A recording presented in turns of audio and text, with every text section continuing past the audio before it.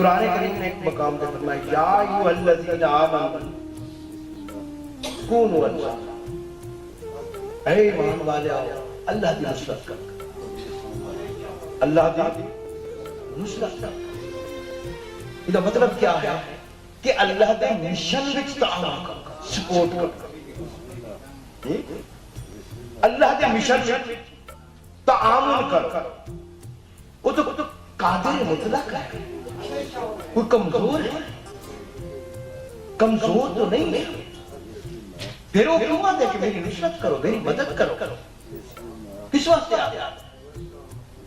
کیونکہ مدد طلب کرنا ایک علیحدہ بات ہے، مدد کا محتاج ہونا ایک علیحدہ بات ہے۔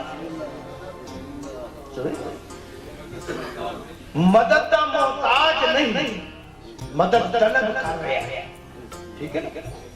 مدد کا محتاج نہیں مگر مدد نصرت اپنی طلب کر رہے ہیں۔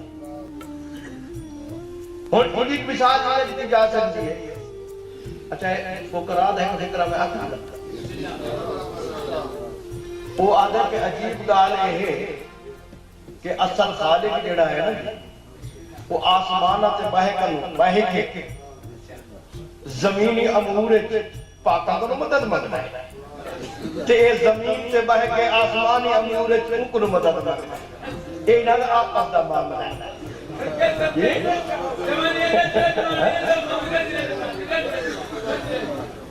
ہن ایک بات میں عرض کرنا چاہتا ہوں کہ جدن بھی کوئی لیڈر یا کوئی صاحب مشن شخص کہیں بندے کو آ کے مجھے یاد رکھے یار، میں کو یاد بلاویں، یہ مطلب یہ نہیں ہوتا کہ میرا نام جپی رکھے، بلکہ وہ یہ ادا ہوتا ہے کہ میرا مشن سے کو یاد آنا چاہتا ہے۔